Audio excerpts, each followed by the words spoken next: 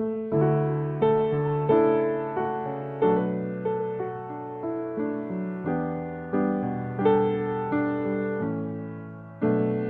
hermanos y hermanas de nuestra comunidad parroquial, un saludo de paz y bien. Hoy en nuestra gran reflexión dominical hablaremos de la palabra de Dios que nos invita a descubrir la verdadera humildad como camino de gracia, la cercanía de Dios con los pobres, la esperanza de la ciudad celestial y el gran llamado a Jesús de vivir con gratitud y especialmente con sencillez en un mundo que hay veces busca puestos de honor y recompensas inmediatas. ¿A cambio de qué?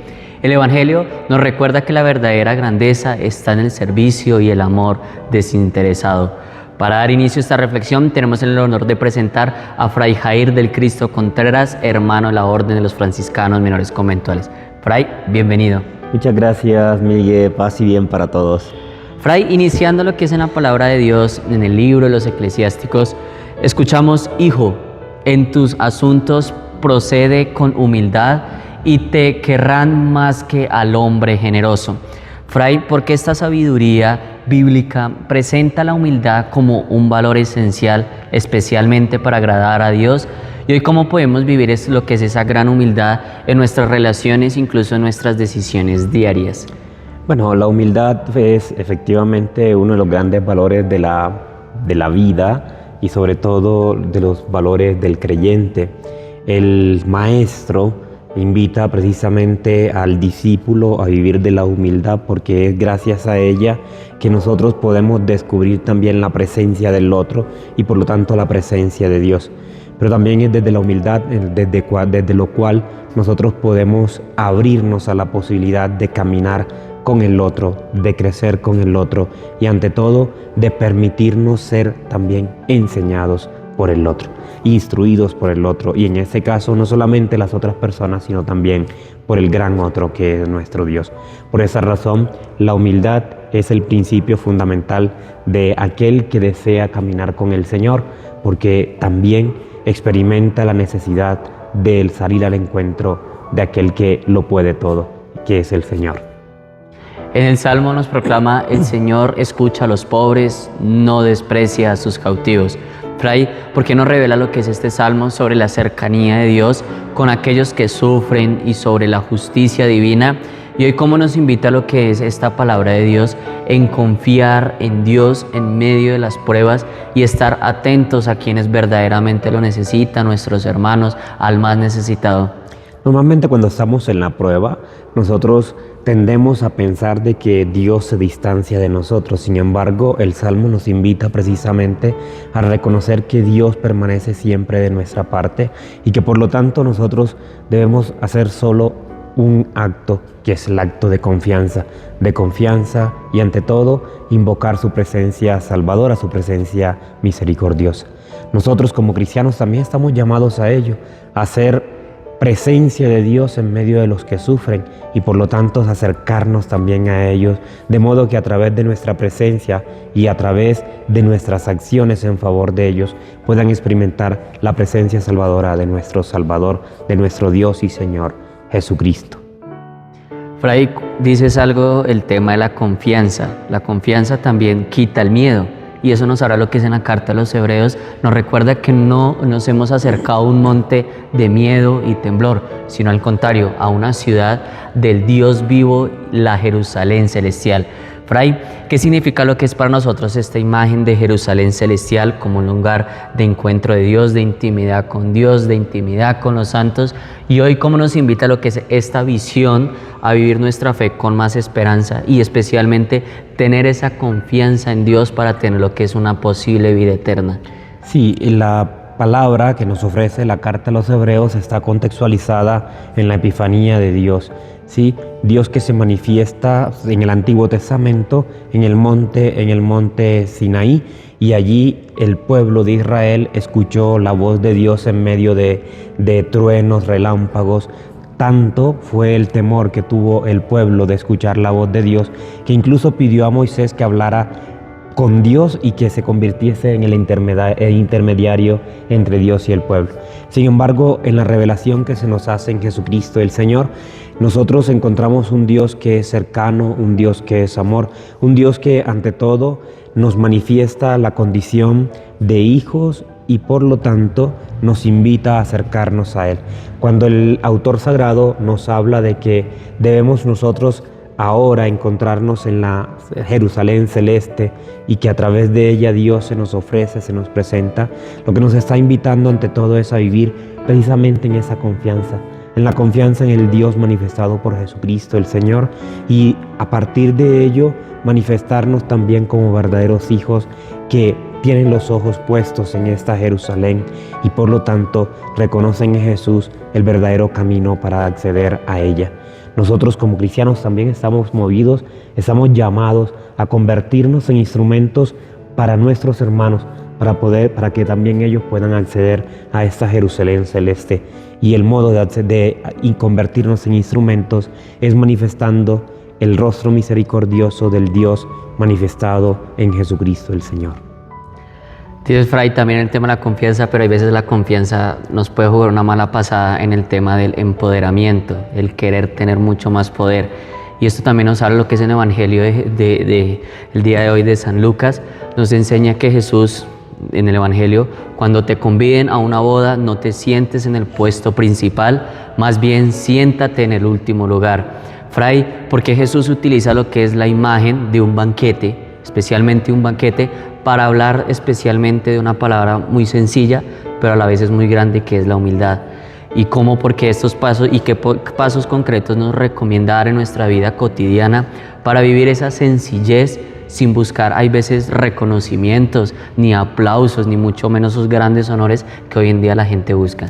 Sí, el Evangelio nos presenta precisamente ese ejemplo porque es factible reconocer las dos actitudes, la del hombre humilde, pero también la del hombre altivo, la de aquella persona que piensa se ha ganado lo mejor y por lo tanto es capaz de ir a ubicarse en los primeros puestos, ¿no? Jesús nos enseña que pese a que nosotros hayamos construido, siempre debemos vivir desde la humildad. Cuanto más grande sea, decía incluso el libro del Eclesiástico, sé más humilde. Y es lo que nos pide el Señor. Y Él nos da el ejemplo. Por eso, en aquel acontecimiento de la última cena, cuando se pone al servicio de sus discípulos, nos enseña que la humildad se vive precisamente con gestos concretos. Y la invitación que hace el Señor de no ocupar el primer puesto, de antes posicionarse en el último puesto para luego ser enaltecido, refleja también aquella palabra del Señor: el que se enaltece será humillado y el que se humilla será enaltecido. Por ello, el tic fundamental es no creer que hemos hecho todo, no creer que merecemos lo mejor aun cuando hayamos construido, sabiendo incluso que lo merecemos, tener siempre una actitud de sencillez, de humildad, de generosidad para con nuestros hermanos, porque sabemos que cuanto hacemos no es otra cosa más que obra de Dios. San Francisco decía algo importante, y es que todo lo bueno que hay en nosotros pertenece a Dios, a nosotros nos pertenece solo lo malo, por lo tanto, incluso eso debemos presentárselo al Señor. Pero también tener en cuenta que, como lo dice el Señor también, que efectivamente nosotros debemos estar como el que sirve siempre. San Francisco decía algo: poco o nada hemos hecho, queridos hermanos. Mientras tengamos tiempo, obremos el bien, empecemos de nuevo. Y esa debería ser también una actitud en nuestra vida. La actitud de la humildad implica el reconocimiento de que poco hemos hecho y que es necesario seguir esforzándonos para construir reino. Jesús continuaba también diciéndole en medio del banquete: invita a los pobres, a los aliciados, a los cojos y a los ciegos, y serás dichosos porque no tienen con qué pagarte. Fray, ¿qué denuncia y qué también anuncia Jesús el proponer esta gran gratitud radical en estas palabras, y cómo nos impulsa lo que es este Evangelio a practicar la verdadera solidaridad entre la familia, entre nuestra comunidad, entre nuestra sociedad, hay veces sin esperar nada de recompensa? Sí, porque normalmente en las dinámicas sociales, incluso en las dinámicas familiares, tendemos a ofrecer a aquel que puede ofrecernos algo a cambio, ¿no? Y lo que nos pide el Señor en este día es a vivir la actitud de la generosidad, ser generosos, donarlo, donar todo, incluso sin esperar nada a cambio. El ejemplo que nos ofrece de este banquete, de la invitación, es un ejemplo muy significativo, porque nosotros siempre la tendencia es esperar que algo se nos dé a cambio. Si brindamos amistad, esperamos que las personas nos retribuyan con amistad. Si hacemos un favor, esperamos que la otra persona nos retribuya ese favor. Sin embargo, el Señor nos dice, no, cuando tú invites, invita a las personas que no pueden devolverte nada. ¿Por qué? Porque el Señor te lo recompensará. Por ello, la invitación ante todo es a ser generosos, a vivir desde la gratitud por el don que Dios nos ofrece, pero también de la donación total de sí. Por lo tanto, entregados totalmente al Señor, pero también entregados totalmente al hermano, sin esperar nada a cambio. A veces sin esperar nada a cambio al hermano, pero Jesús sí nos promete algo y nos dice, se te recompensará en la vida, en la resurrección de los justos. Fray, porque la verdadera recompensa del discípulo está en el reino de Dios y no en el reconocimiento humano que a veces se busca mucho, y cómo podemos orientar hoy en día nuestra vida para vivir con alegría en esa esperanza hacia el reino, incluso en medio de las dificultades, sacrificios. Porque el reconocimiento humano es efímero, ¿sí? Hoy es y mañana no, ¿sí? Y el reconocimiento humano normalmente nos lleva a la altivez, ¿sí? E incluso muchas veces nos lleva también a la frustración. ¿Por qué razón? Porque tratamos de hacer quedar bien o quedar bien para que el otro nos reconozca. Sin embargo, muchas veces ese reconocimiento no llega. Por lo tanto, ¿para qué luchar por algo que es efímero cuando podemos luchar por algo que en realidad vale la pena, que es el reconocimiento de Dios? Dios que nos recompensa todo el bien que nosotros hacemos. Pero incluso no solo esperar la recompensa de Dios, sino actuar desde la gratitud de parte de Dios. Dios que me ha concedido esto, por ello yo le concedo esto a mis hermanos. Esa es la dinámica del hombre humilde, del hombre sencillo. La dinámica del entregar todo porque todo se nos ha sido dado.